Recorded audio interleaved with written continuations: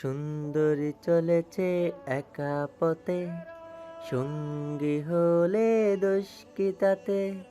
রাগ করো না সুন্দরী গো, রাগলে তোমায় লাগে আরো ভালো। সুন্দরী চলেছে একা পথে, সঙ্গী হলে দোষ কি তাতে? ও সুন্দরী। পঞ্চদিক পুরুষালী উঁচু কণ্ঠে থমকে দাঁড়ালো মেয়েটির বিবশ কদম। বুক কাঁপল সবেগে। কম্পিত চোখে ঘাড় ফিরিয়ে চাইল। রাস্তার পাশ ঘেঁষে একটি কড়া লাল জিপ আর 8খানা বাইক দাঁড়ানো। প্রতিটি গাড়ির দখলদারিতে এক একজন তাগড়া সবল যুবক। প্রত্যেকের চকচকে জলজলে দৃষ্টি এদিকেই। মেয়েটির তত্র গুটিয়ে এলো। এতগুলো ছেলের এমন চাউনিতে অস্বস্তিতে গাঢ় হলো দেহ। হাত দিয়ে মুছে নিল ঘাম। ফের হাঁটা দিতেই সাফিন লাফ দিয়ে এসে সামনে দাঁড়ায় হঠাৎ। ছ্যাদ করে উঠল মেয়েটির শীর্ণ বুক। পিছিয়ে গেল এক পা। ভীতু চোখে চাইল কালো গাত্রের ছেলেটির দিকে। বেশ কদিন ধরে সাফিনের হয়রানির শিকার সে। সাফিন পাখির মতো দুদিকে দুহাত মেরে নিল। নীরবে প্রদান করলো বাধা। মস্তক ঝুঁকিয়ে শুধালো। কোথায় যাচ্ছে সুন্দরী এই অদমকে রেখে? মেয়েটির কম্পিত সুর। পথ ছাড়ুন প্লিজ। সে কি, এখনো ঠিকঠাক কিছু ধরলামই না আর ছাড়তে বলছো? পাশ থেকে হু হা করে হাসির রোল পড়ল অমনি। মজার কিছু শোনার আহ্লাদে লুটিয়ে পড়ল এক একজন। মেয়েটির মাথা নোয়ালো লজ্জায়। সাফিন হাসে। মেয়েকে বিনম্র কণ্ঠে বলল, ফোন নাম্বারটা দাও না বেবি, শুধু রাতে একা একা লাগলে কল করব, আর কিচ্ছু না। দলবল থেকে একজন চিল্লিয়ে বলে। সাথে বোন থাকলে তারটাও নেয়, আমাদের তো একটা অধিকার আছে, তাই না? সশব্দে হাসলো সকলে। সমস্বরে জানালো। মেয়েটি কালো মুখ আর শঙ্কিত লোচনের চারপাশে চাইল। ছোট ছোট চায়ের দোকান, সবজির ভ্যান, কত লোকজন আশেপাশে। সবাই মিলে একবার প্রতিবাদ করতে পারে না? আর কতদিন চলবে এদের এই অসভ্যতামি?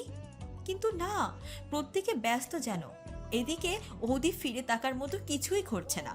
হতাশ মেয়েটির সুপ্ত হৃদয়ে দীর্ঘশ্বাস বইল। সাফিনের সাথে তর্কে না যাওয়ার বার্তা চলল স্নায়ুতে। চোখ নামিয়ে পাশ কাটাতে চাইল চুপচাপ। বিধিবাম বাদ শাকলো সাফিন।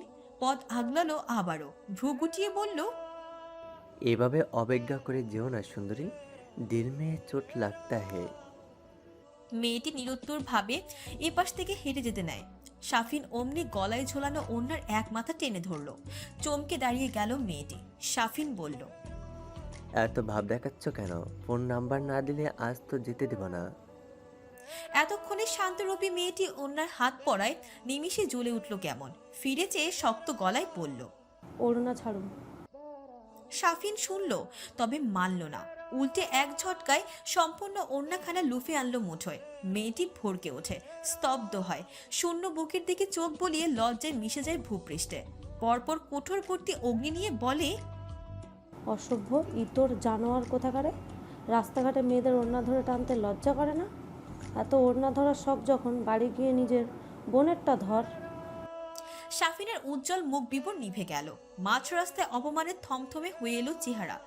চাইল নিজের দলবলের দিকে। হাঁ করে তাকিয়ে আছে এক একটা। হাসি মুছেছে ওদের। তবদা খেয়েছে স্পষ্ট। সাফিন নাক ফুলিয়ে দাঁত খিচে শুধালো। কি বললে তুমি? মেয়েটি রুষ্ট কণ্ঠ। মেয়েটি যা বলেছি শুনেছিস না? ওন্না দে আমার। সাফিনের ভ্রুদয় কপালে উঠে। তাকে তুই তোকারি? ফের চাইলো বন্ধুদের দিকে। অভিযোগ করলো। দেখলি বিট্টু, তুই থাকতে তোর সামনে এই মেয়ে আমাকে কিসব আজেবাজে গালাগালি দিল, তুই টোকারি করলো, কিছু বলবি না? ওপাশ থেকে উত্তর এলো না। জিপের ফ্রন্ট কাছে শুয়ে থাকা ছেলেটা তখনও নির্বিকার। মাথার নিচে আড়াআড়ি হাত, ঠোঁটের ভাঁজে উষ্ণ সিগারেট। নাক মুখ দিয়ে ছুটছে বেসামাল ধোয়া। মিরাজ হাঁটু ধরে নাড়া দিল, ডাকলো। এই বিট্টু। আকাশ থেকে চোখ এনে চাইল তীব্র। ভ্রুর সন্ধিস্থলে ভাজল প্রগাঢ় ভাঁজ। কান থেকে হেডফোনের এক মাথা সরিয়ে মোটা গলায় শুধালো। কে? মিরাজ চোখ দিয়ে ইশারা করলো সামনে। ঘাড় ঈষৎ বেঁকে এলো তীব্রর। সংকীর্ণ আদলের একটি মেয়ে আর সাফিন। মস্তিষ্ক দুজনকে দেখে বুঝে ফেলল যা বোঝার। শোয়া থেকে উঠে বসলো, ঘাড় বাঁকালো দুদিকে, মটমট করে শব্দ তুলল নাজুক ঘাড়। লাফ দিয়ে জিপের উপর থেকে নামলো তীব্র। মাথা ভর্তি বাদামি চুল কিঞ্চিত দোল খেলো হাওয়ায়। পোড়া ঠোঁট থেকে সিগারেট এনে জুতোয় পিষল তীব্র। সানগ্লাস খুলে পকেটে ভর্তি উন্মুখ হলো দুটি গভীর ঘোলাটে অক্ষি। রবির তীক্ষ্ণ রশ্মিতে জ্বলে উঠল তা, দেখালো ঠিক হীরক চূর্ণের পাথর সম। তীব্রকে উঠতে দেখে মেয়েটি ঘাবড়ে যায়, আশপাশ চায় একটু সহযোগিতার আশাতে। তীব্র এসে দাঁড়ালো, চোখে মুখে বিরক্তি। সিগারেটের কড়া গন্ধে শ্বাস আটকে গেল মেয়েটির। তীব্র শাফিনের দিকে চাইতে সে আপনা আপনি উদ্বেগ নিয়ে বলল, এই মেয়ে আমাকে জানোয়ার বলেছে, তুই বলে সম্বোধন করেছে, আর অনেক গালি দিছে দোস্ত। একটা ভিত কর। তীব্র সরু চোখ গিয়ে মেয়েটির উপর পড়তায়। চুইনগ্রাম চিবোতে চিবোতে এক ঝলক দেখে নেয় ওর আপাত মস্তক। স্থূল কণ্ঠে শুধায়, গালি দিয়েছিস? মেয়েটি ভ্যাবাচাকা খেলো। একটা ছেলে সরাসরি একটি মেয়েকে তুই বলায় তাজ্জব হলো, চটে আসে মেজাজ। তেতে নির্ভীক চিত্তে থেমে থেমে বলে, হ্যাঁ দিয়েছি। তীব্র ভ্রু উঁচু করলো। মেয়েটি সদ্যকে বলল, উনি কেন আমার ওড়না ধরবেন? ওনার জন্য আমি শান্তিতে কলেজে যেতে পারি না। আচ্ছা, আপনাদের লজ্জা করে না এভাবে রাস্তায় বসে মেয়েদের বিরক্ত করেন? শিক্ষা পাননি পরিবার থেকে? মেয়েটির কথায় আক্রোশ অথচ স্বর নরম কাপা। তীব্র খোলা চোখ বুজে নিল। বক্ষ খবর ওঠানামা করলো অতুষ্ণ শ্বাসে। তার নিকট চিবুক দেখে ঢোক গেল মেয়েটি। বসে থাকা ও সাঙ্গ পাঙ্গরা তটস্থ হয়ে দাঁড়িয়ে একজন অন্যজনের কানের কাছে মুখ নিয়ে ফিস ফিস করলো, খেয়েছে রে বিট্টুর সাথে বেয়াদবি। এই মেয়ের কি হবে? এতগুলো ছেলের মধ্যে নিজের ভবিষ্যৎ নিয়ে শঙ্কিত মেয়েটি। এই গ্যাং এলাকার কুখ্যাত, কে না চেনে। তীব্রর চোখ তখনও বন্ধ, চুলে আঙুল চালাতে চালাতে ঝট করে চাইল। দৃষ্টিতে কি যেন মেশে। মেয়েটি ভীত হয় আশঙ্কায়। ভেতরকার প্রার্থনার মধ্যেই তীব্র বরফ কণ্ঠে শোনা গেল, বাড়ি যা। প্রত্যাশিত চোখ মুখ নিভে গেল শাফিনের। মেয়েটি বিস্ময়বহ। যেই কথা শোনালো তাতে তীব্রর এই উত্তর আশা করেনি। বিভ্রান্ত স্বরে শুধালো, জজি। তীব্র খ্যাক করে উঠল, কান খাটো, যেতে বলেছি। ধমকে কেঁপে উঠে মেয়েটি, চোখ মুছে কোমল হাতে। শাফিনের হাতে তখনও উড়না ওর। মেয়েটি সেদিক থেকে একবার তীব্রর দিকে চাইল। তীব্র হুকুম ছুড়ল, ওড়না ছাড়। বিনা বাক্যে ছেড়ে দিল শাফিন। তীব্র ওড়না নিয়ে মেয়েটির মুঠোয় ধরিয়ে দেয়, চোখ দিয়ে বোঝায় যেতে। মেয়েটির চাউনিতে বিস্ময় তখনও। কথা না বাড়িয়ে নিশ্চুপ হেঁটে গেল। একবার পিছন ফিরে দেখল ধীরগদেহী বকাটে নামক প্রহেলিকা রূপী তীব্রকে। শাফিন এগিয়ে এলো কাছে, এক পলক বাকিদের দেখে অভিমানী গলায় বলল, ওই মেয়ে আমায় গালি দিল, আর তুই কিছু না বলে ছেড়ে দিলি? তীব্র চাউনি তাক হলো ওর চেহারায়, ঠান্ডা দুটো চোখ, কণ্ঠে শীতলতা। আগেও বলেছি মেলি ব্যাপারে আমাকে জড়াবি না। ডিস্টার্ব করছিলি ভালো কথা, ওড়না ধরলি কেন? শাফিন মুখ কালো করে বলল, উত্তেজিত হয়ে পড়েছিলাম। তীব্র আরেকটু ঘনিষ্ঠ হয় ওর, কাঁধে এক হাত রেখে চাপা অথচ কড়া কণ্ঠে বলে, রাস্তা না হলে থাপ্পড়ে তোর দাঁত ফেলে দিতাম। আমি কি কর? তীব্রর বাকিটুকু শোনার আগ্রহ হলো না। তার নিষ্পৃহতা দেখে শাফিন থেমে গেল মাঝপথে। ও এসে আবার ডিঙিয়ে উঠল জিপের উপর, আর ভাজে এক পায়ের উপর অন্য পা তুলল। অঞ্জলি পুঁটে জ্বলে উঠল ম্যাচের কাঠি। নিপুণ ভঙ্গিতে ধরালো সিগারেটের মাথা, নিজের মতো আওড়ালো, দুনিয়ার সব থেকে দুর্বল জিনিস হচ্ছে নারী। অল্পতে কাঁদবে, ভয় পাবে। এদের বিরক্ত করে ভয় দেখিয়ে মজা নেই। তীব্র রেজা তালুকদার হলো টর্নেডো। এই ঝড় সামলানো এদের সাধ্যের বাইরে। তাই তোদের যা ইচ্ছে কর, জাহান্নামে যা, মানা করেছি। কিন্তু এইসব লেইম বিষয় আমাকে টানলে খুব খারাপ হবে। শাফির মাথা চুলকাতে চুলকাতে শুকনো মুখে এসে আগের জায়গায় বসলো। তীব্রকে বিচারের আশায় ডেকে হতাশে ব্যর্থ ব্যর্থ শ্বাস। রাস্তার ওপারে টং দোকান হতে দৃষ্টিগুলো ফেরত আসে। এতক্ষণে নাটকের প্রত্যক্ষ নীরব দর্শক ওনারা সবাই নিশ্চুপ, নিরুৎসাহ। কথাবার্তা স্পষ্ট কানে না গেলেও দৃশ্য দেখেছেন পরিষ্কার। কিন্তু বেঞ্চে বসা খোরশেদুল হাওলাদার ফোঁস করে উঠলেন, উষ্ণ কণ্ঠে বললেন, কত বড় বেয়াদব! রাস্তার মধ্যে একটা মেয়েকে এইভাবে হেনস্থা করলো, কেউ কিছু বলল না। আমার তো ইচ্ছে করছে ঠাস করে গিয়ে একটা চড় বসিয়ে দিয়ে আসি। দোকানে বসা লোকজন ফিরে চাইল ওনার দিকে।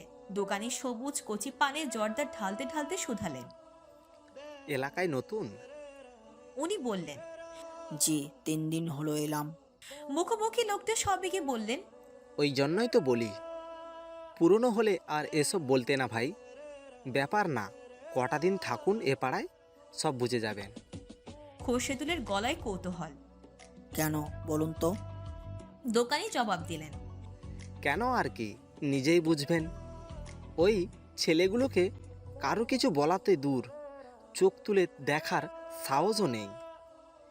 খোরশেদুল প্রকাণ্ড জিজ্ঞাসু চোখে মুখে চাইলেন। তিনি নিজেই বললেন, এই যে 7-8 জন দেখছেন, এরা হলো একটা গ্যাং, বিট্টু মাস্তানের গ্যাং। শুধু এরা নয়, আরও আছে দলে। দিনের বেশিরভাগ এই রাস্তায় এখানে বসে, মেয়েদের বিরক্ত করে। প্রতি মাসে এলাকার সব দোকান থেকে চাঁদা তোলে। দিলে ভালো, না দিলে আন্দাজ করুন কত দোকানপাট যে ভেঙেছে। কতজনকে দেখলাম হাসপাতালে যেতে। তবে আমাকে চাঁদা দিতে হয় না, ওরা আমার দোকানের নিয়মিত কাস্টমার। খোরশেদুল আওড়ালেন, বিট্টু মাস্তান? জি, জিপে বসা ছেলেটাই বিট্টু, পালের গোদা। এক ডাকে সবাই বিট্টু নামে চেনে। ওর ভয়ে এ এলাকা না, শুধু চারপাশের সব এলাকা কাঁপে। এসেছেন তো শখে, আস্তে ধীরে বুঝবেন। খোরশেদুল অবিশ্বাস্য কণ্ঠে বললেন, বিট্টু মাস্তান? কি বলছেন আপনারা? আমি তো কিছুই বুঝতে পারছি না। বর্তমানেও এরকম হয়? একটা গ্যাং দিনের বেলায় এসব মারপিট করে, গুন্ডামি করে, আর কেউ কিছুই বলে না? অন্যজন জানালেন, কি বলবে ভাই, কার এত সাহস যে ধরুন আপনার মতো ওদেরকে ভালো করে না চিনে কিছু বলতেও যায়? চোখ মুখ ফাটিয়ে ঘরে ফেরে। প্রাণের মায়া তো সবাই আছে বলুন। তিনি হতবাক হয়ে বললেন, সাধারণ মানুষ কিছু বলে না বুঝলাম, কিন্তু দেশে কি আইন কানুন নেই? আপনারা পুলিশে কমপ্লেন দিচ্ছেন না কেন? উপস্থিত 4 জন হেসে উঠলেন। আশ্চর্য হলেন খোরশেদুল। এমন গুরুতর কথাটার হাসির কি হলো? দোকানি শুধালেন। আপনি জানেন বিট্টুকে? খোরশেদুলের চোখে মুখে আগ্রহ। উনি বললেন, ও হলো স্বরাষ্ট্রমন্ত্রী জামশেদ তালুকদারের ছেলে। ওর নামে পুলিশ কমপ্লেন দেবে কারো সাধ্য বলুন তো? আর দিলেও বিট্টু তো জেলে টিকবেই না, বরং যে ওকে জেলে ভরার সাহস করবে সে শেষ। বিহুবল চোখজুড়ো ঘুরে এলো উপরের ছেলে সভা হতে। নির্জীব দৃষ্টি পড়ে রইল ফর্সা স্বাস্থ্যবান অগোছালো শার্ট পড়ুয়া বিলাই চোখের তীব্র উপর।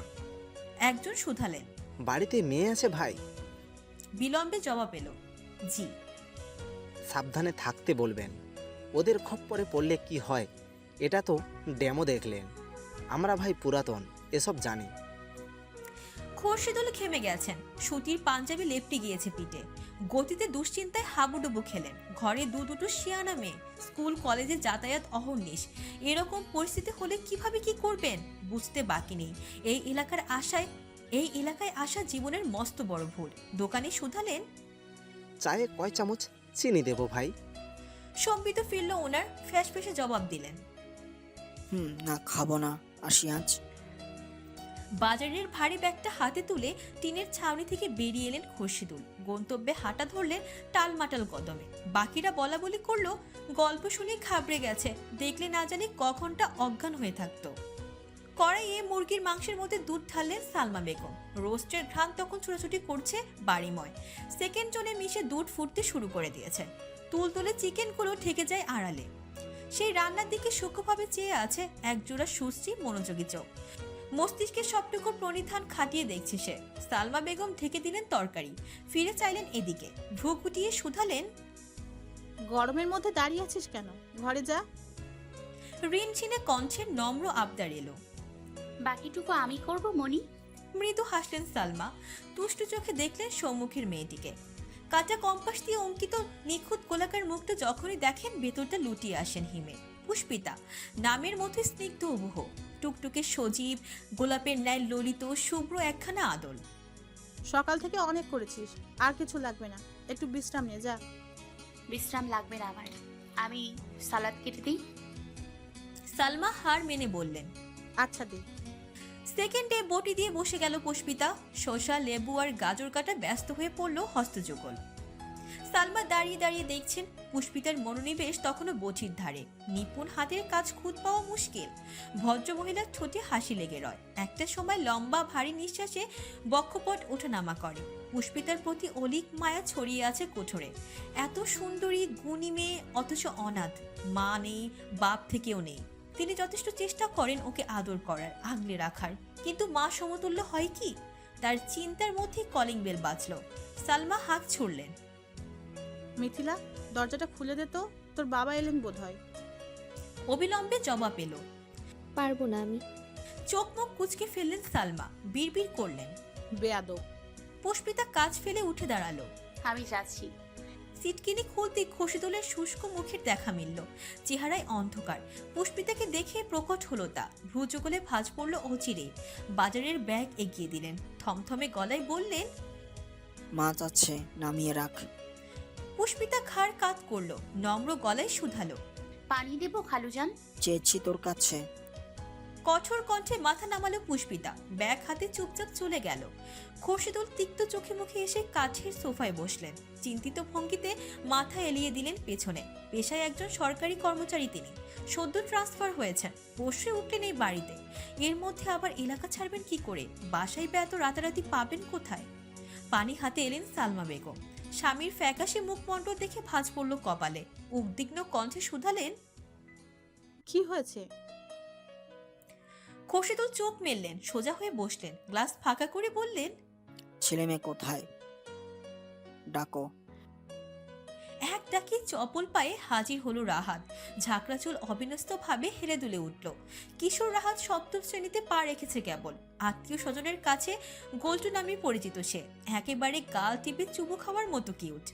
অথচ মিথিলার চেহারায় বিরক্তি। এই হুটহাট ডাকাডাকি তার চূড়ান্ত অপছন্দের। এসে দাঁড়াতে দুজনকে একবার একবার করে দেখলেন খসিদুল। বললেন, বসো। রাহাত মায়ের কোল ঘেঁষে বসলেও মিথিলা বসলো বাবার মুখোমুখি। একটু একটু অনুচিন্তন জেগে বসলো মাথায়। বাবা কি কিছু জেনে ফেললো? খসিদুল স্ত্রীর দিকে চেয়ে বললেন, পুষ্পিতাকে ডাকো। ডাক শুনে ঝড়ের বেগে উপস্থিত হলো সে। বাজার গোছানো ময়লা হাতটা অন্যায় মুছতে মুছতে বসার ঘরে এক কোণে দাঁড়ালো।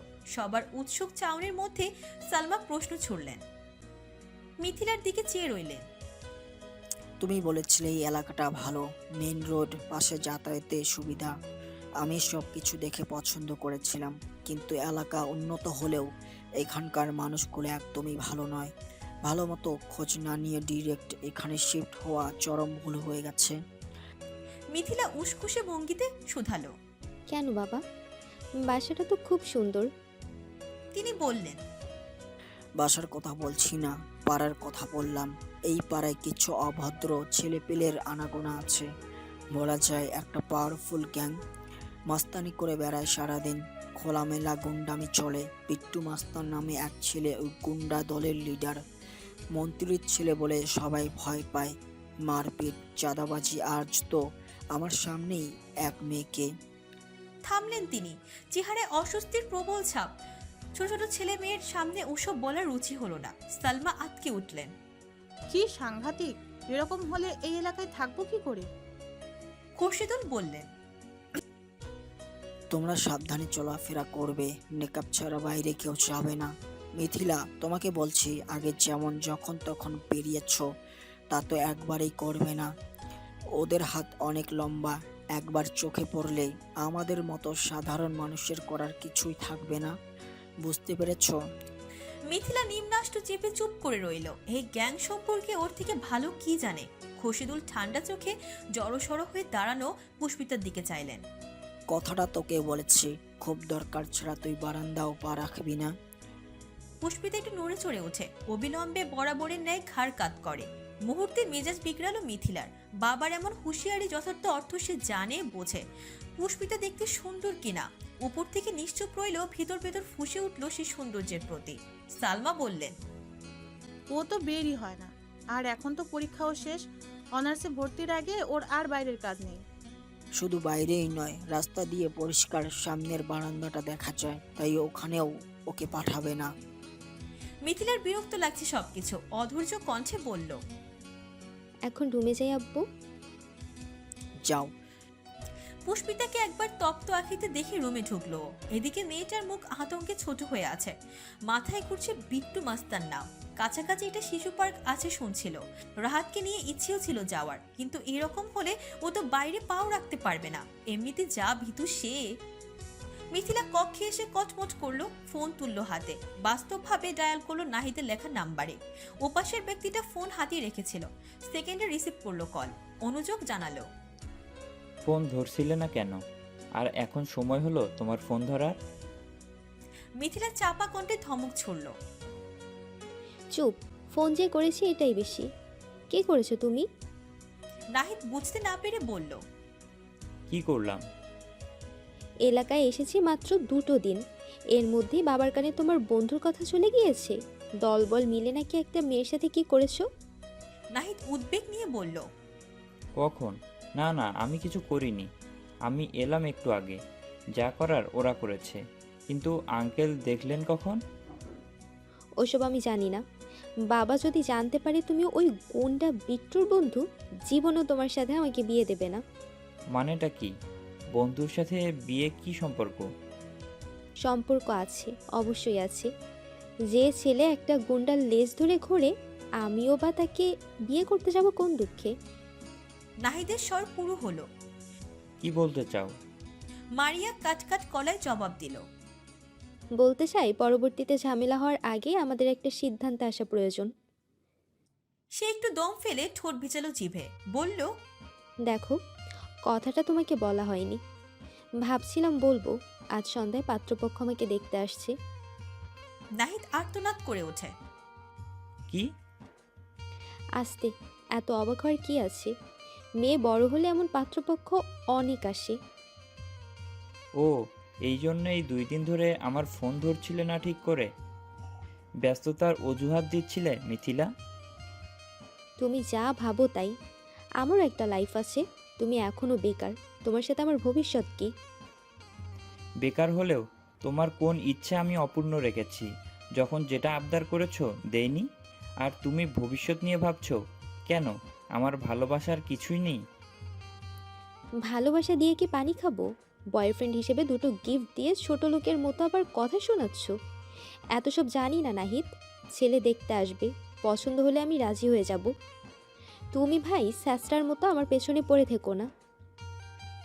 মিথি, বলতে না দিয়ে খট করে লাইন কাটলো মিথিলা। ঠোঁট ফুলিয়ে ফোঁস করে শ্বাস ছাড়লো, মাঝে ঘাট থেকে ঝেড়ে ফেললো নাহিদ নামের উটকো এক আপদ। রৌদ্রোজ্জ্বল দিন গড়িয়েছে সন্ধ্যায়, শহর জুড়ে আজানের মধুর সুর। অন্ধকার আস্তে ধীরে হাত পা মেলছে। তিমিরে ঘেরা প্রকৃতির মধ্যে মাথা তুলিয়ে দাঁড়িয়ে আছে বিশাল একটি ভবন। প্রদীপ্ত কান্তিমান সোনালী দেওয়ালের কারুকাজ চোখ ধাঁধানোর মতো। শাসা বেগে পরপর 3টি গাড়ি এসে ভিড়ল সেথায়। দাঁড়িয়ে থাকা 2জন রক্ষী শশব্যস্তভাবে দুদিকে টেনে খুললেন বিশাল দানবীয় গেটখানা। প্রথমে পুলিশ ভ্যান, পেছনে কালো গাড়ির মাঝে ধবধবে সাদা গাড়ি অন্দরে ঢুকলো। ভেতরে বসা জামশেদ তালুকদার তুলে রাখা কাজ গোলে একবার বাইরে তাকালেন। রোগা পাতলা 2জন লোককে দেখে ভ্রু গোছালেন। তাদের কাতর নজর এদিকে, কিন্তু বলতে চাওয়ার প্রবণতা চেহারায়। এগিয়ে আসতে চাইছেন, দারোয়ান সরিয়ে দিচ্ছেন বারবার। দেখতে দেখতে গাড়ি বাড়ির প্রাঙ্গণে থামলো। নামলেন জামশেদ, পরনে শুভ্র সাদা পাঞ্জাবি, দাড়ি ভর্তি গাল, চোখে চিকন চশমার ফ্রেম, আননে ছড়ানো অন্যরকম নূরের প্রভা। তার চোখ দুটো তখনও গেটের ওপারে। সহকারী আবুল হাসান পাশে এসে দাঁড়ালেন, তর্জন দিলেন, ওসমানকে ডাকো। একটাকে ছুটে এলেন ওসমান, হাত উঁচিয়ে সালাম ঠুকলেন বিনয়ে। ওরা কারা, কি চায়? ভ্রু বাঁকালেন জামশেদ। কিসের? ওসমান মস্তক নিচু করে বললেন, ওদের মধ্যে একজনের দোকান ছোট স্যার, ভেঙে দিয়েছি। আর অন্যজন ওনার জিপ রাখার জায়গায় আইসক্রিম ভ্যান রেখেছিলেন বলে সেটাতেও আগুন লাগিয়ে দিয়েছি। জামশেদের শৈলপ্রান্ত সবেগে মসৃণ হয়। ছেলের কাণ্ড মেজাজ চটে আছে। তার মতো দাপুটে মন্ত্রী ছেলের রাস্তায় গুন্ডামি করে বেড়ায়, আবার লোকজন বিচার আনে বাড়িতে। ছি! আবুল হাসান রেগে বললেন। তেরে যেতে নিলেই জামশেদ হাত উঁচু করলেন, রাগ ঢাক ভিতরে চেপে শান্ত গলায় বললেন, ওদের দুজনকে 10,000 করে টাকা দিয়ে দাও। ভ্রুযুগল তালুতে উঠল 2জনের। আবুল হাসান প্রসন্ন কণ্ঠে বললেন। জামশেদ তোষামতে তুয়াক্কা দেখালেন না, প্রতাপে কণ্ঠে প্রতাপী কদমে ঢুকে গেলেন বাড়িতে। আবুল হাসানের বগলের কালো ব্যাগ আরেকটু এঁটে নিলেন, সাথে এগোলেন গেটের দিকে। ওনাকে দেখে লোক দুটো আরেকটু প্রত্যাশিত চোখে মুখে চাইল, কোনো একটা সাহায্য নিশ্চয়ই পাবেন সেই আশায়। অথচ আবুল হাসান এসেই থমকে বললেন। তন্মধ্যে একজন উৎকণ্ঠিত হয়ে বললেন, না না স্যার, আমরা গরিব মানুষ, আমরা কেন নালিশ দেব? স্যার অনেক দয়ালু, তাই শুধু সাহায্য চাইতে এসেছিলেন। আবুল বিরক্ত গলায় বললেন। পকেট থেকে 1000 টাকার কড়কড়ে নোট এগিয়ে দিলেন তিনি। পিছনে দাঁড়ানো উসমান তাজ্জব হয়ে চাইলেন। তিনি স্পষ্টত শুনেছেন 10,000 করে দেওয়ার কথা, আর এই লোক কিনা 500 টাকা দিচ্ছে, বাকিটা নিজের পকেটে ভরবে নিশ্চয়। দাঁত খিচে মাথা নাড়লেন তিনি। দিন দুপুরে কি জোচ্চুরি! টাকার অঙ্ক দেখে লোক দুটোর জীর্ণ চেহারা শুষ্ক হলো আরো। বিরস চোখে একে অপরকে দেখলেন, নিরুপায় হয়ে টাকা নিলেন হাতে। আবুল হাসান কড়া গলায় বললেন। অসহায় লোক দুটো হুমকি শুনে আতঙ্কিত হলো, মাথা নাড়িয়ে প্রস্থান নিল বিশ্রান্ত কদমে। আবুল হাসান চশমা ঠেলে বিজয়ী হাসলেন। পিছন ফিরে চাইতে মুখোমুখি হলেন উসমানের উষ্ণ দৃষ্টির। তবে রাগ করার সাধ্য ওনার নেই। ক্রোধ মনে চেপে নজর ফিরালেন তিনি। আবুল হাসানের যাওয়ার দিকে চেয়ে বিড়বিড় করে বললেন, সালমা বেগমের পুরো দমে ব্যস্ত। অতিথিরা কাছাকাছি চলে এসেছেন। রাতে খাওয়া দাওয়ার আয়োজন হবে এখানেই। ছেলে ইঞ্জিনিয়ার, মেয়ে পছন্দ হলে আজই কথা পাকাপোক্ত হবে। তিনি একবার চাইলেন টেবিলে ব্যস্ত পুষ্পিতার দিকে, ফল সাজাচ্ছেও। সালমা ডাকলেন। পুষ্পিতা এগিয়ে এলো। হ্যাঁ মনি, তোর কাজ শেষ? আর একটু বাকি। আচ্ছা, ওগুলো অমন থাকুক, তুই গিয়ে একটু মিথিলাকে তৈরি হতে সাহায্য কর। আর নিজেও একটা ভালো জামা পর গিয়ে, সুন্দর করে চুল বাঁধ। যা। আমি তো ঠিকই আছি। চোখ পাকালেন সালমা। যা বলেছি চুপচাপ কর। পুষ্পিতা আচ্ছা বলে ঘুরতি স্তম্ভের ন্যায় সম্মুখে পড়লেন খোরশিদুল। চোখ মুখ কুচকে খ্যাক করে বললেন, সঙ্গের মতো দাঁড়িয়ে আছিস কেন? সর। পুষ্পিতা ভয় পেল, চুপসে সরে গেল। খোরশিদুল রান্নাঘরে ঢুকলেন। সালমা শুধালেন, থমকালে কেন? কি করেছে ও? মন চেয়েছে। আচ্ছা, তোমার কি বুদ্ধি সত্যি হাঁটুতে নেমেছে? সালমা বুঝতে না পেরে বললেন, আমি আবার কি করলাম? কি করলে? পরপর দাঁত চেপে চাপা গলায় বললেন, তুমি পুষ্পিতাকে তৈরি হতে বললে কেন? ও কেউ কি পাত্রপক্ষের সামনে নিয়ে যাবে? হ্যাঁ, ও তো মিথিলার বউ। খোরশিদুল প্রতিমধ্যে চেতে বললেন, ও মিথিলার বোন নয়, খালাতো বোন। আর আপন বোন অনেক তফাৎ। তোমার বোনজি যখন পাত্রের সামনে যাবে, আমার মেয়েকে রেখে যদি ওকে পছন্দ করে ফেলে? সালমা হাঁ করে বললেন, এসব কি বলছো? ও তো এখনো ছোট। ছোট হলেও বিয়ের বয়স হয়নি। সালমা বেগম খেপে গেলেন। তেজি হাতে খুন্তি নাড়তে নাড়তে বললেন, পছন্দ করলে করবে, তুমি তো এমনিতেই ওকে পড়াতে চাও না। খাওয়ার খোটা দাও, এই সুযোগে বিয়ে দিয়ে বিদায় করব, সমস্যা কি? বেঁচে যাবে, বোঝা নামবে তোমার। খোরশিদুলের মোটা নাক ফেপে উঠল। খোটা দিলেও খাওয়াই তো। এতটা বছর ধরে অন্যের মেয়েকে পালিনি। এমন তো নয় যে ওর বাপ নেই। কোথায় সে? নিয়ে যাচ্ছে না কেন মেয়েকে? আর শোনো, এই সম্বন্ধ অনেক কাঠখড় পড়িয়ে আমি পেয়েছি। ওই মেয়ের জন্য যদি হাতছাড়া হয়, আর অত বড় ঘরে তোমার ওই এতিম অনাথ বোনের মেয়েকে কে নিবে? ওরা যখন ভুরি ভুরি দাবি নিয়ে বসবে, সেগুলো পূরণ করবে কে? তুমি? ওর রূপ আছে, চাঁদ ধরার যোগ্যতা নেই। সালমা বেগম অতিষ্ঠ গলায় বললেন, তাহলে তুমি চাওটা কি? কি চাই মানে? বোঝো না তুমি? পুষ্পিতা যেন পাত্রপক্ষের ছায়াও না মারায়। আমার মেয়ের এই সম্বন্ধ যদি ভাঙে, সালমা, তোমাদের দুজনেরই খবর আছে, মনে রেখো। হম্বিতম্বি করে খোরশিদুল রান্নাঘর ছাড়লেন। সালমা আহত চোখে চেয়ে রইলেন কিছুক্ষণ। কোটর ভরসা সাহসা মৃত্যু বনের শুষ্ক মুখটা ভেসে উঠল স্পটে। হঠাৎ কিছু একটা ভেবে দ্রুত পায়ে বেরিয়ে এলেন বাইরে। একবার উকি দিলেন মেয়ের ঘরে। পুষ্পিতাকে না দেখে শুধালেন, পুষ্পিতা কই? আয়নার সামনে দাঁড়ানো মিথিলা নিষ্প্রভ, কাঁধ উঁচু করে বলল, আমি কি জানি। রাহাত বলল। সালমা বেগম স্বস্তির শ্বাস ফেললেন। যাক, মেয়েটা কিছু শোনেনি তাহলে। এমনি তো ওইটুকু মেয়ের কপালে দুর্ভাগ্যের অন্ত নেই, এসব শুনলে কষ্ট পাবে আরো। তালুকদার ভবন, দোতলা ডুপ্লেক্সের বিশাল আলিশান বাড়ি। বাইরে থেকেও ভেতরটা অধিক বৃহত্তর আর চওড়া। চারপাশে সবকিছুতে ঝকঝকে আভিজাত্যের ছোঁয়া। হলদে কড়া আলোয় চতুর্মুখী দেওয়াল মহিমান্বিত। ডিজাইনার আসবাবপত্র, গ্র্যান্ড প্রত্নবস্তু, প্রতিটি কোণ ঐশ্বর্যের নিপুণ দৃশ্যে বন্দী, ঠিক যেন বিলাসিতার অনন্য এক মূর্তি। জামশেদ তালুকদার সোফায় বসে, পরনে এখনো বাইরের কাপড়। সেন্টার টেবিলে ধোয়া ওঠা কফিটা নিরলস পড়ে আছে। উষ্ণতা কমে রূপ নিয়েছে শরবতে। হাতের আঙুলে ঘষতে ঘষতে দেওয়াল ঘড়ির দিকে চাইলেন তিনি। পরপর চোখ বোলালেন সদর দরজায়। তার থমথরা পাথরের মতো মুখটা নিয়ে ভয়ে সিটিয়ে আছে লুৎফা বেগম। স্বামীর ক্রোধান্বিত চোখ মুখ দেখে ক্রমশ বিভ্রান্ত হচ্ছেন। কিছু জিজ্ঞেস করার স্পর্ধা অবধি হচ্ছে না। নির্ঘাত ছেলেটা আবার কিছু করেছে। তার উতলা নয়ন এলোমেলো পায়চারি করছে, একবার স্বামীকে দেখছে, একবার দরজা।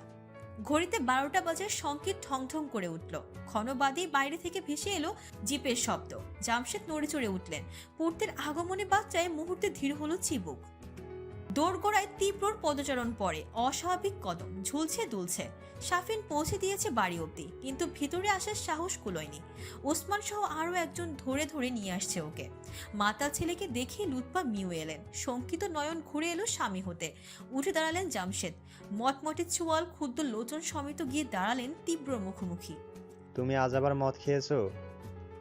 তীব্র নিচু ঢুলো ঢুলো চক্ষুদয় তাক হলো বাবার ওপর। অক্ষি শ্বেত বর্ণ টকটকে লাল নেশায়। সদর্পে জানালো, রোজই তো খাই। জামশেদ ফুঁসে উঠলেন। তোমাকে আমি নিষেধ করেছিলাম তীব্র। মত্ততায় বুধ তীব্র হাসলো, তুচ্ছ কণ্ঠে আওড়ালো, তীব্র রেজা তালুকদার কারো নিষেধ মানে? এইটুকুই জামশেদ বুঝে ফেললেন ছেলের বাকি কথা। কর্মচারীদের সামনে সম্মানের আহুতি বাঁচাতে থামিয়ে দিলেন ওকে। বললেন, ওকে রেখে যাও। মাথা নাড়লেন ওনারা। সাবধানে ওকে সোফায় বসিয়ে প্রস্থান নিলেন। মদ্যপ তীব্র মাথাটা হেলে পড়ল একদিকে। চোখ বন্ধ রেখে বলল, এই, এটা হুইস্কি? জামশেদ রুষ্ট চোখে চাইলেন, কচমটি স্ত্রীকে দেখলেন পরপর। লুৎফা ছোট কণ্ঠে বললেন, আমি ওকে নিয়ে যাচ্ছি। কাজের মেয়েটিকে সাথে নিয়ে তীব্রকে উঠালেন লুৎফা। রওনা করলেন কামরায়। জামশেদ বিক্ষুব্ধ চোখে সবটা দেখলেন। রাগে গায়ে সমস্ত রক্ত ফুটছে তার। কফির কাপটা সামনে পেয়ে ওটাকে আছাড় মারলেন তুলে। নরম বিছানায় স্পর্শ পেতে উপর হয়ে শুয়ে পড়ল তীব্র। তন্দ্রাচ্ছন্ন ফর্সা মুখ বিপর বালিশে গুজল। কাজের মেয়েটি বেরিয়ে যায়। লুৎফা এগিয়ে এলেন। অসহায় চোখে চেয়ে রইলেন ওর মুখের দিকে। চোখের কোণে টলটলে অশ্রু এসে ভিড়েছে। গায়ে কাঁথা টেনে পাশে বসলেন। তীব্র সোনালি খাড়া চুলে বোলালেন কোমল হাত। ভিজা গলায় বললেন, কবে মানুষ হবি রে বাপ? কবে ভালো হবি? কবে একটু শান্তি দিবি আমায়?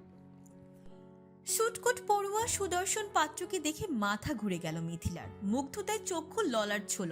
এমন চমৎকার ছেলে তো ওর চাই। আবার বিয়ের পর কানাডায় শিফট হবে শুনেছে। একবার ওখানে যেতে পারলে সারা জীবনের মতো জীবন ঝলমলে। মিথিলা দোরগোড়াতে প্রার্থনা শুরু করলো, ওকে যেন পছন্দ হয়। বসার ঘরে উকি মেরে সে তৎপর রুমে ঢুকলো। আবার গালে ব্লাশন ছড়ালো একটু। লিপস্টিক গাঢ় করে দিল। খুঁটে খুঁটে দেখলো অবধ কোণে থাকা নিজের জৌলস। না, সুন্দর লাগছে। মেকআপ নিয়ে নিজের সমস্ত প্রতিভা আজ চেহারায় ঢেলেছে ও। ছেলের মনে ধরতে বাধ্য। ও তো আর সাধারণ নয়। অসাধারণ বলেই তো নাহিদ পেছন ছাড়ে না। শত খ্যাঁচখ্যাচানি করেও কুকুরের মতো লেজ নাড়তে থাকে। মিথিলা দর্পণে চেয়ে আপ্লুত হাসলো নিজের প্রতি মোহিতায়। সেই ক্ষণে পুষ্পিতা এসে বিনম্র গতিতে পাশে দাঁড়ালো। আয়নার ভিতর থেকে ওর ওপর চোখ পড়ল মিথিলার। হাসিটা কমে এলো অমনি। একবার নিজেকে দেখে তারপর ওকে দেখলো।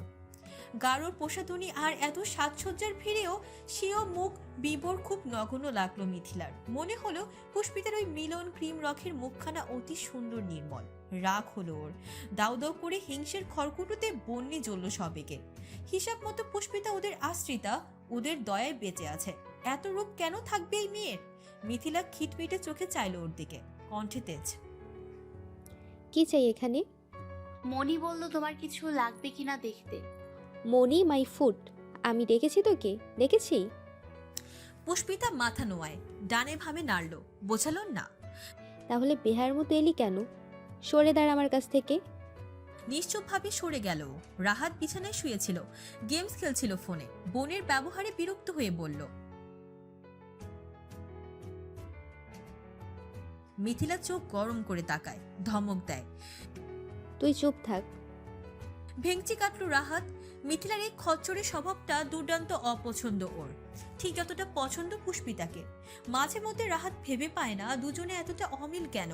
ওরা তো একই চালের ভাত খায়, একই রকম তরকারি খায়, এক ঘরে ঘুমোয়, তাহলে দুজন দু মেরুর কি করে? পুষ্পিতা কত শান্ত ভদ্র, কি সুন্দর করে কথা বলে ওর সাথে, কণ্ঠ শুনলেই বুক ঠান্ডা হয়ে যায়। আর মিথিলা ধমক ছাড়া কিচ্ছু জানে না, শুধু সাজে ঘুরে বেড়ায় ফোন টেপে, ওকে একটু আদরও করে না। রাহাত পুষ্পিতার শুষ্ক মুখের দিকে চাইল, কণ্ঠে অজস্র স্নেহ ঢেলে বলল,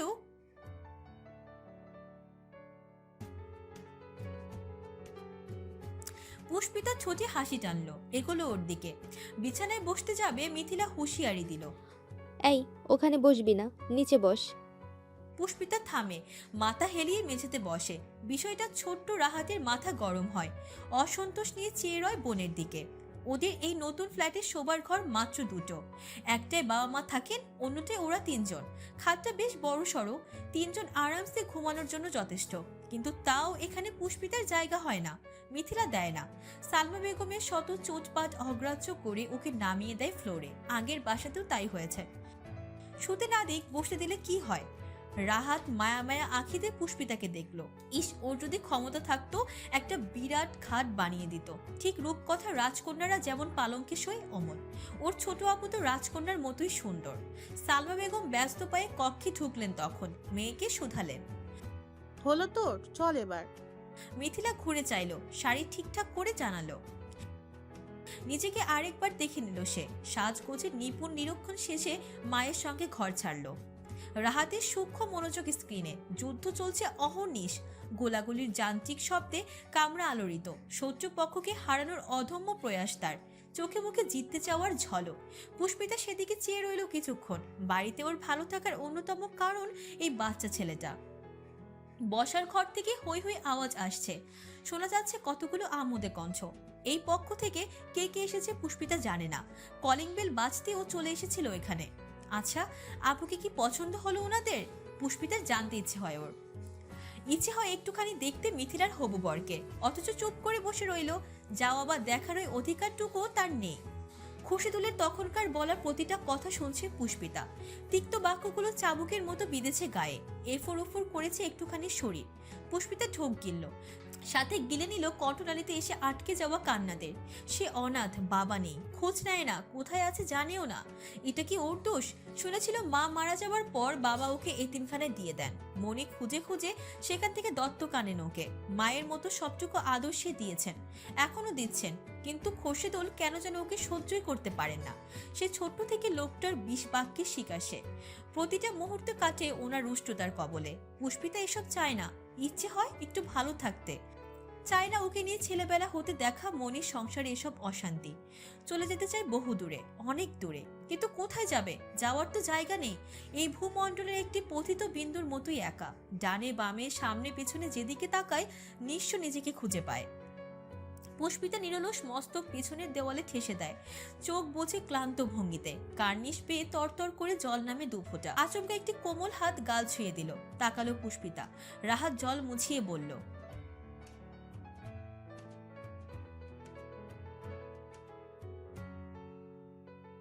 আদরে হাতটা মুঠোয় নিয়ে মৃদু হাসলো পুষ্পিতা। রাহাতের মাংসল ডান গালে চুমু খেয়ে বলল, আর কাঁদবো না, খুশি? রাহাত সানন্দে মাথা জাগালো, কোকড়া চুল নড়ে চড়ে উঠল সজোরে। পরপর বলল, আচ্ছা। ফোন রেখে বিছানা ছাড়লো রাহাত। দুরন্ত পায়ে দৌড়ে গেল বসার ঘরে। পুষ্পিতা বসে রইল অমন। আস্তে ধীর হাঁটুতে থুতনি নেমে আসে। 18 বছরের জীবনের হিসেব নিকেশে মস্তিষ্ক ব্যস্ত হয়। মৃত মায়ের জন্য ভেতরটা হুহু করে কাঁদে। ক্ষোভ জন্মে নিষ্ঠুর সেই বাবার প্রতি। আচমকা পায়ের শব্দে মাথা তুলল পুষ্পিতা। মিথিলা ঢুকেছে, সঙ্গে তার হবু বর পলাশ। দুজনকে আলাদা কথা বলতে পাঠানো হয়েছে এ ঘরে। পুষ্পিতা এক পলক ওনাকে দেখেই তৎপর দৃষ্টি নামালো। মিথিলা কর্তির ন্যায় হুকুম ছুড়ল, যা এখান থেকে। বিলম্ব ব্যতীত উঠে দাঁড়ালো পুষ্পিতা। ভুল করেও তাকালো না উঁচুতে। গলদেশে চিবুকে রেখে বেরিয়ে গেল। পলাশ হা করে চেয়ে রইল সেদিকে। অক্ষিকটনে পড়তে পড়তে বিরূরতা বিড়বিড় করলো। ধ্যান ভাঙলো মিথিলার গদগদ কণ্ঠে, বসুন না, দাঁড়িয়ে কেন? গলা খাকারি দিল পলাশ, জিভে ঠোঁট ভিজিয়ে ফের পুষ্পিতার প্রস্থান পথে চাইল। তার মস্তিষ্ক দিশাহীন ঘুরে গেছে। এমন সদ্য ফোটা পুষ্প দেখে আষ্টে পৃষ্ঠে ধরেছে অন্যরকম চাওয়া। অমনি তাকিয়ে প্রশ্ন করলো, মেয়েটিকে? পলাশের চোখ মুখ আর চাউনি দেখে সবটা পরিষ্কার বুঝে ফেলল মিথিলা। দাঁত কপাটি পিছল। পরপর শান্ত হয়ে ভাবলো মাথা গরম করলে চলবে না, বুদ্ধি খাটিয়ে জানালো, ও আমাদের মেড সার্ভেন্ট। এতিম তো, যাওয়ার জায়গা নেই, এখানেই থাকে, সব কাজ করে দেয়। পুষ্পিতার কলম স্থিত হলো অমনি। কথাগুলো শুনে থমকালো এক পলক। পরপর দীর্ঘশ্বাস আর তমিশ্রার ঢাকনায় ঢেকে ফেললো সমস্ত অপমান। কাজের মেয়ে শুনেই পলাশের মুখটা ছোট হয়ে আসে। তার মতো হাইলি এডুকেটেড একজন ইঞ্জিনিয়ারের সাথে নিশ্চয়ই গৃহকর্মীকে মানাবে না। তা সে যত সুন্দরী হোক না কেন, স্ট্যাটাস বলেও তো একটা ব্যাপার আছে। পলাশ আহত হলো, চুপচাপ গিলে নিল ক্ষণিকের চাওয়া পাওয়া। বসলো বিছানায়। মিথিলার ঠোঁট চেপে বিজয় হাসে। পাশে বসলো, উদ্যোগে কথাবার্তা শুরু করলো। পলাশ হুহা করে উত্তর করলো শুধু। স্ফুট কণ্ঠে শীষের শব্দ শুনে প্লেট থেকে মুখ তুললেন জামশেদ। ফিরে চাইলেন সিঁড়ির দিকে। অধীর পায়ে নামছে তীব্র, চেহারা নিশ্চিন্তে প্রলেপ। পরনে ডোরাকাটা প্যান্ট, এলোমেলো শার্টের বোতাম খোলা, মাথার চুল অপরিপাটি। বাঁ হাতের কবজিতে রূপার চকচকে পুরো ব্রেসলেট ঝুলছে। সকাল সকাল ছেলের রূপ দেখে মেজাজ চটে গেল ওনার। গতকাল রাতে কাণ্ডের পর তীব্রর এমন নিরুদ্বিগ্নতা নতুন নয়, হয়ে আসছে। কিন্তু রাগ হলো ওর বাউন্ডেলে বেশভূষায়। সেখানে তিনি সবসময় নিজেকে গুছিয়ে রাখেন, সেখানে তার একমাত্র ছেলের কি ছিঁড়ি। তার শরীরে থাকে দামি আতরের ঘ্রাণ, সেখানে ও কাছে আসলে সিগারেটের গন্ধে শ্বাস নেওয়া দুর্লভ। তীব্র ফুরফুরে মেজাজে গুনগুন করতে করতে এসে চেয়ার টানলো। প্রমোদ গলায় আওড়ালো, গুড মর্নিং। লুৎফার মুখ এইটুকুন। উত্তরে খুব কষ্টে এক টুকরো হাসলেন। পরপর শঙ্কিত লোচনে দেখলেন স্বামীর শক্ত মুখ। ছেলের মাতলামি স্বয়ং ভুললেও উনি ভুলেননি জানেন। এ নিয়ে এখন আবার কি অশান্তি হবে কে জানে। ছেলেটা বড় হওয়ার পর একটু শান্তির মুখ দেখতে পেলেন না। তীব্র বসলো, নিজের মতো খাবার তুললো প্লেটে। টেবিলের উপর ফোন রেখে ভিডিও ছাড়লো। ভাবভঙ্গি এমন এখানে কেউ নেই। জামশেদের ক্রোধ প্রগাঢ় হয় এতে। কণ্ঠ ভারী করে বললেন, কাল রাতে তুমি আবার মদ খেয়ে এসেছিলে। তীব্র ফোনের দিকে চেয়েই বলল, হ্যাঁ, পার্টি ছিল। পার্টিতে মদ খেতে হবে এমন কোনো কথা নেই। তীব্র জবাবের বদলে এলো তার খাবার চিবানোর আওয়াজ। জামশেদ কাঙ্ক্ষিত ফলাফল পেলেন না। অসন্তোষ জানিয়ে বললেন, তোমার নামে কাল ফের অভিযোগ এসেছিল। খাওয়া থামলো তীব্র, চাইলো বাবার দিকে। ঘোলা চোখ তপ্তরূপে শুধালো, কে দিয়েছে? কেন, শুনে কি করবে? মারবে ওদের? তীব্র একপাশে হাসে। তীব্র রেজা তালুকদারের নামে বিচার দেয়? এত বড় বুকের পাটা যার, তাকে দেখবো না? জামশেদ স্ফুলিঙ্গের ন্যায় জ্বলে উঠলেন। আপনার অনেক টাকা, কিন্তু সেসব উড়িয়ে আমি আনন্দ পাই না। আপনাদের চোখে যেটা মাস্তানি, আমার চোখে সেটা উল্লাস। মানুষ আমাকে ভয় পায়, দেখলে কাঁপে। I enjoy it, dad. আপনি মন্ত্রী বলে আপনাকে যে সম্মানটা দেয়, এর চাইতে অধিক সম্মান কিন্তু আমি পাই। বিষয়টা দারুণ না? জামশেদ আশ্চর্য বনে চেয়ে রইলেন। তীব্র চোখ মুখ দীপ্ত, উজ্জ্বল মুখ বিবর। চেহারা প্রকাশ পাচ্ছে তার কথার সত্যতা। তিনি অবাক হয়ে বললেন, তোমার মুখে বাঁধে না এসব বলতে? বিন্দুমাত্র লজ্জাও করে না? তীব্র উদ্বেগহীন, না। আর আপনার এই এক কথা এবার থামান, নতুন কিছু বলুন। I am fed up. Jamshed ক্রুদ্ধ হয়ে খুশি বসালেন টেবিলে। নড়ে উঠল থালা বাসন। গ্লাসে ঢালা জল ছলকালো দুদিকে। বাড়াবাড়ির একটা সীমা আছে তীব্র, তুমি ভুলে যাচ্ছ আমি একজন স্বরাষ্ট্রমন্ত্রী। এই অবধি আসতে কত খেসারত দিয়েছি তুমি জানো? জানো না, জানলে এমন করতে না। গ্রাজুয়েশন শেষ করে বেকার ঘুরছো। ঘুরো, কিছু তো বলিনি, তাই বলে মাস্তানি করবে? এলাকার প্রত্যেকটা মানুষ অতিষ্ঠ তোমার যন্ত্রণায়। প্রতিদিন গেটে কেউ না কেউ আসে। আর কত? মান ইজ্জত অনেক শেষ করেছো, থামো এখন। ছেলে বলে কিছু বলছি না, মানে এই নয় যে বলবো না। সাপ সাপ শুনে রাখো, বারবার মানা করা সত্ত্বেও একই কাজ করলে আমি কিন্তু আর এক দ্বন্দ্ব সহ্য করব না। তীব্র কিছু যায় এলো না। এমন ভঙ্গিতে হাসলো যেন উড়িয়ে দিল বাবার তর্জন। বরফ গলায় বলল, একটু ভুল বললেন। আপনি আমাকে সহ্য করছেন আপনার ছেলে বলে নয়, কাজে লাগি তাই। জামশেদ হুঙ্কার দিলেন, তীব্র, ব্ল্যাকমেল করছো তুমি? তীব্র তাকালো, কণ্ঠে অপরিবর্তিত, না, বোঝাচ্ছি। আমি যেমন আপনার কাজে হস্তক্ষেপ করি না, কোথায় কি করছেন দেখতে যাই না, আপনারও তেমন আমার কাজ নিয়ে মাথা ঘামানো উচিত নয়। Everyone should have their privacy, dad. Lutfa দিশেহারা ভঙ্গিতে দাঁড়িয়ে স্বামী সন্তানের দ্বন্দ্বে হাঁসফাঁস করছে নীরবে। কাকে থামাবেন, কি বলবেন জানেন না। দুজনের কেউই যে কথার মান রাখেনি কোনোদিন।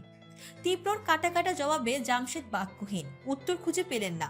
শুধু পৌরগতর ক্রোধে থরথর করতে দেখা গেল।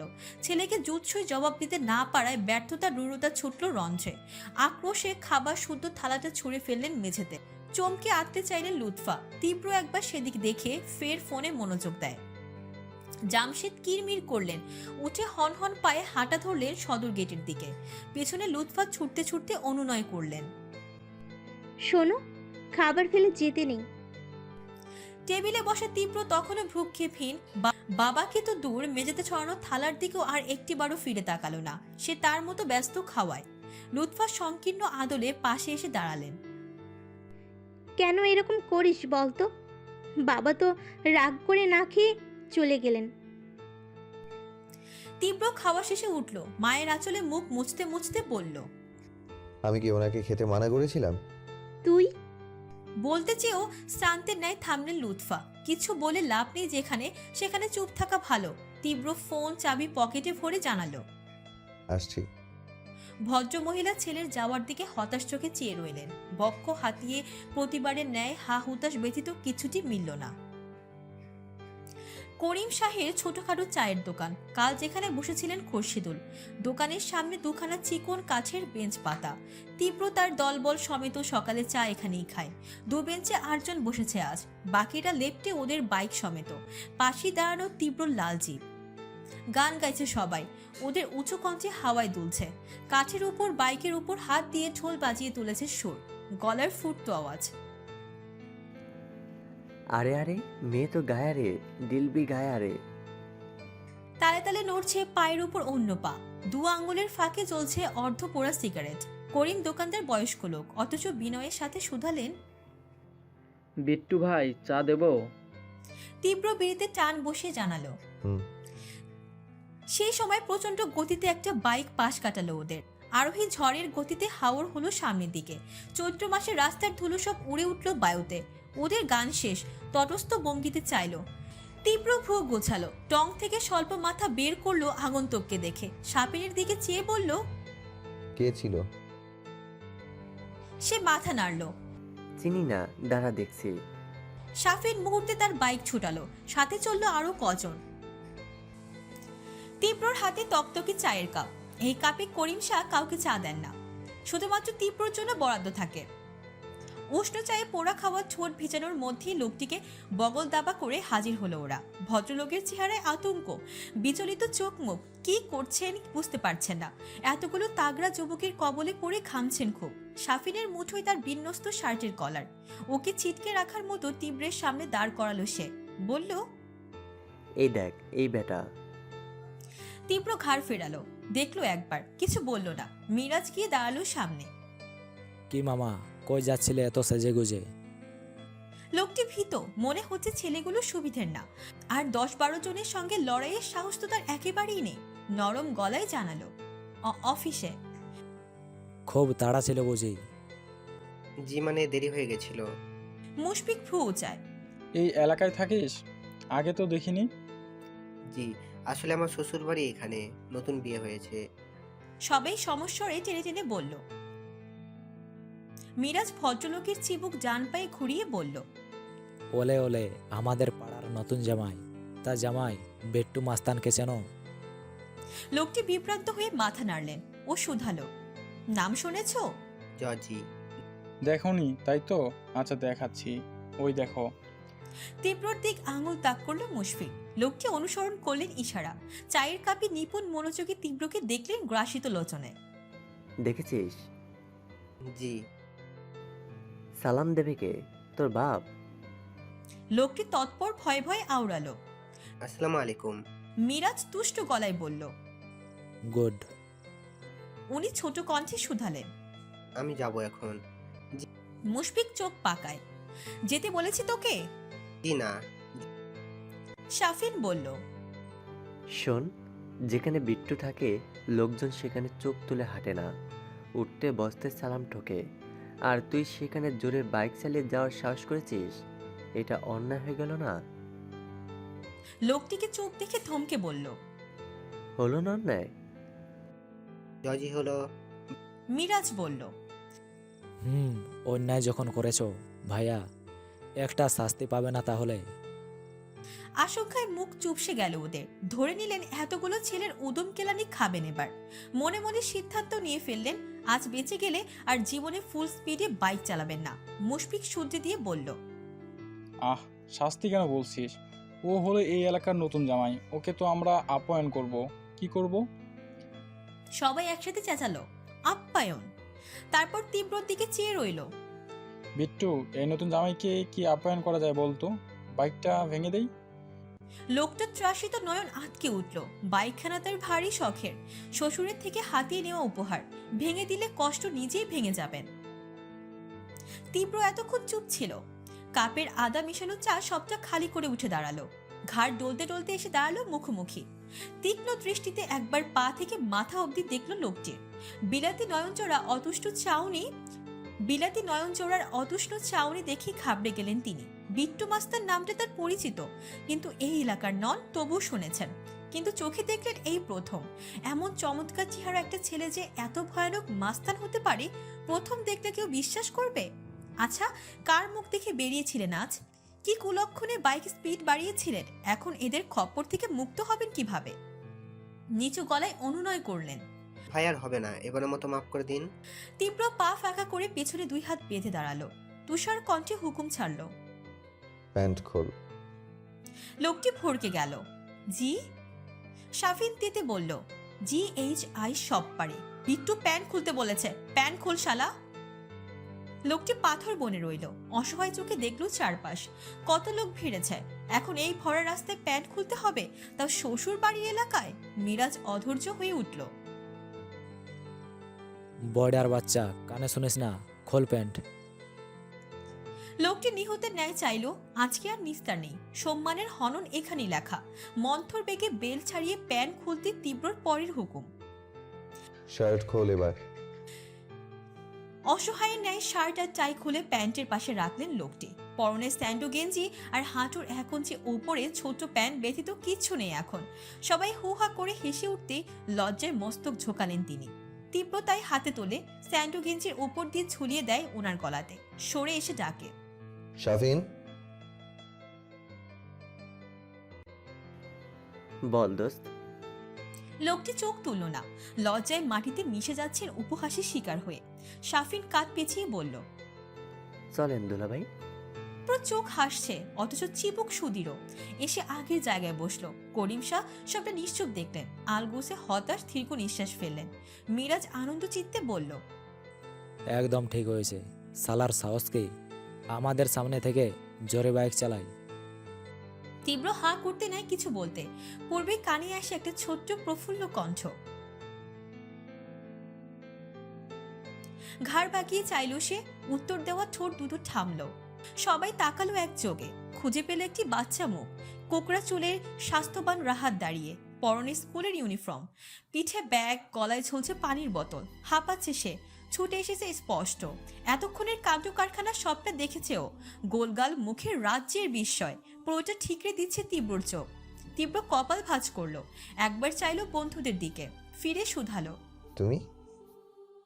রাহাতের চটপটে উত্তর। আঙুল উঠিয়ে দেখালো, এই গলিতে থাকে। আচ্ছা, আপনি বুঝি এই এলাকার সেই নাম করে মাস্তান বিট্টু? কাল বাবার মুখে আপনার কথা শুনলাম, তারপর থেকে খুব দেখতে ইচ্ছে করছিল আপনাকে। আমার না ভিলেন ভীষণ পছন্দ জানেন, কিন্তু আপনার বর্ণনা শুনে ভেবেছিলাম আপনাকে দেখতে সিনেমার ভিলেনদের মতো হবে। পেজ মোটা, কালো বড় বড় দাড়ি মোচ, কিন্তু আপনি তো একদম ঋত্বিক রোশনের মতো। গড়গড়ে ছটপটে ভঙ্গিতে বলে থামলো রাহাত, দম ছাড়লো। মিরাজ ওর ঠোঁট ফাঁকা করে চেয়ে আছে ওর দিকে। বাঘা বাঘা লোক যেখানে তীব্রকে দেখলে ভয় পায়, সেখানে 2 ফুটের বাচ্চার কথায় মাথা ঘুরছে এদের। তীব্র হতবম্ব হলো। রাহাতের শেষ কথাটা হেসে ফেললো এবার। তামাটের ঠোঁট উঠে গেল উঁচুতে। তার লাইফে এমন ঘটনা বিরল। কোনো বাচ্চা আজ অব্দি ধারে কাছেও ঘেঁষেনি বলে হঠাৎই ভীষণ মনে ধরলো রাহাতকে। নিজের পাশের খালি জায়গা দেখিয়ে বলল। বসো। রাহাত উচ্ছ্বাস সমেত বলল এসে। কোন ক্লাসে পড়ো?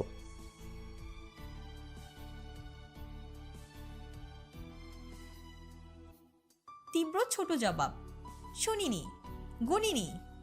রাহাত কণ্ঠে শৃঙ্খ তুলল।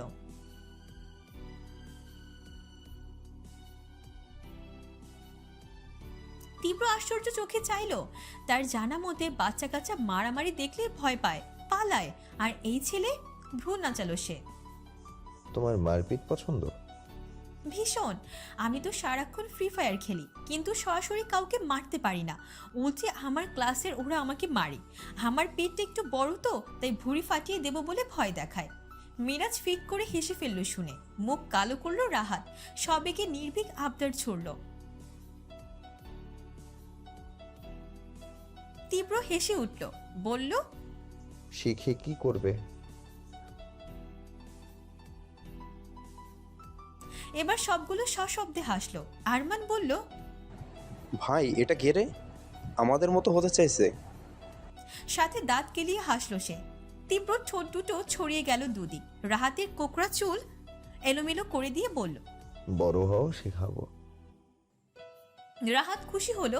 পরের দফায় চিন্তিত গলায় বলল। মিরাজ দুষ্টুমি করে বলল, তাহলে এক কাজ করো ছোট ভাই, তোমার বোন থাকলে আমাদের কাউকে দুলাভাই বানিয়ে নাও। যে কোনো একজনকে বানালেই বিট্টুকে পাবে। রাহাত মনোযোগের দৃষ্টিতে দেখলো ওকে। মিথিলার বিয়ে ঠিক হওয়ায় তার মানসপটে এই মুহূর্তে ভাসলো শুধু পুষ্পিতার আনন। অমন শুভ্র প্রতিমার মতো বোনের পাশে এদের ভেবেই কেমন কুচকে এলো চেহারা। সোজা সাপটা বলল, ওরা হো হো করে হাসছিল।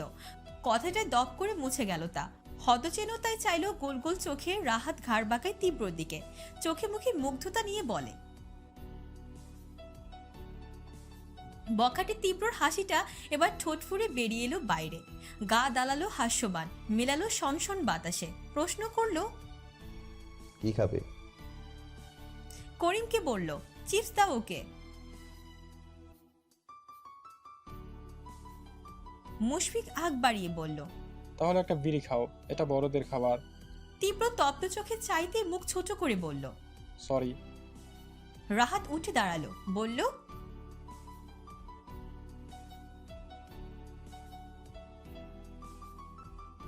হুম। রাহাত সানন্দে হাঁটা ধরল। তীব্রকে তার পছন্দ হয়েছে। কত ভালো লোক। বাবা যে কেন বাড়ি গিয়ে ওসব বলছিলেন, ওর যাওয়া থেকে চোখ এনে মিরাজ হতবাক আওড়ালো। আজকালকার বাচ্চারা কি পাকারে ভাই, মুখের উপর বলে দিল আমাদের ওর বোনের সাথে মানাবে না। সেই ক্ষণে আড্ডা এসে হাজির হলো নাহিদ। তার মুখ বিপরে অমাবস্যা, চোখ দুটো ফোলা। হঠাৎ ওকে দেখে আলোচনা থামলো ওদের। নাহিদ এসে ধীর গতিতে পাশে বসলো তীব্রর। আরমান বলল, কিরে নাহিদ, তুই কি পর্দা নিয়েছিলি? ইদানিং ঠিকঠাক তোকে পাই না কেন? নাহিদ উত্তর দিল না, মাথা নুয়ে বসে রইল। তীব্র ভ্রু কুচকে শুধালো, কি হয়েছে?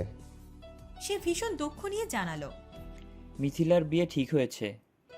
তোর ওই গার্লফ্রেন্ড? হ্যাঁ। ও। তীব্র নিরুৎসাহিতা দেখে হতাশ হয় নাহিদ। ত্রস্ত ওর হাঁটু আঁকড়ে বলে, বিট্টু, আমি ওকে ভালোবাসি। ওর অন্য জায়গায় বিয়ে হলে মরে যাব রে। তীব্রর বিশেষ প্রতিক্রিয়া হলো না, না পরিবর্তন এলো চেহারার। কাঠখোট্টা জবাব দিল, তাহলে বেঁচে আছিস কেন? আজকেই মর। নাহিদ আহত হয়ে বলল, ভালোবাসি ভাই। নিজের আংটি বেচে ওকে আইফোন কিনে দিয়েছিলাম আমি। আর সেই মেয়ে এখন ইঞ্জিনিয়ার পাত্র পেয়ে আমাকে ছেড়ে দিচ্ছে। মিরাজ খোঁচা মেরে বলল, ঠিক করেছে। তোর মতো বলদার সাথে কে কি করবে? তোর মতো বলদার সাথে থেকে কি করবে? নাহিদ ফুঁসে উঠল, বাজে কথা বলবি না মিরাজ। পরপর কণ্ঠ নামিয়ে তীব্রকে অনুরোধ করলো, কিছু একটা কর দোস্ত। ফোন কর ওকে। নাহিদ মুখশ্রীর অন্ধকার করে জানালো, কিভাবে করব? সব জায়গা থেকেই তো ব্লক করে দিয়েছে। নির্বোধ। অন্য ফোন নেই? মুশফিক সিও ফোন এগিয়ে দিল। আমারটা থেকে দে। হাতে নিল নাহিদ। মিথিলার নম্বর তুলে ডায়াল করলো। রিং হলো দুবার। রিসিভ হতে ভেসে আসলো আওয়াজ। হ্যালো, কে বলছেন? নাহিদ ধৈর্যহীন বলতে গেলে আমি নাহি। অতিমধ্যে চেতে উঠল মিথিলা। কতবার ফোন করেছো? এতটুকু লজ্জাও নেই তোমার? নাহিদের আবেদন। কথা শোনো প্লিজ। চুপ, আর কখনো ফোন করবে না বলে দিলাম, ছাত্রা কোথাকার। মুখের উপর কল কাটলো মিথিলা। বারের মতো মন ভেঙে আসে নাহিদের। মান ভুলে আবার ডায়াল করতে ব্যস্ত শোনালো। বুঝলো এই নম্বরটা পৌঁছে গিয়েছে মিথিলার ব্লক লিস্টের আঙিনায়। নাহিদের আবেগপ্রবণ চোখ ভিজে উঠল। কোটরে চিকচিক করলো অশ্রু। তীব্র বিরক্তি গলায় বলল, মানুষের মতো কাঁদবি না তো। কি করব তাহলে? শুনলি তো ওর কথা। আজ আমি বেকার, তাই বলে ভবিষ্যতে কি কিছুই করব না? ও আমায় ছেড়ে যেতে পারলো? এতদিনের সম্পর্ক একবার ভাবলো না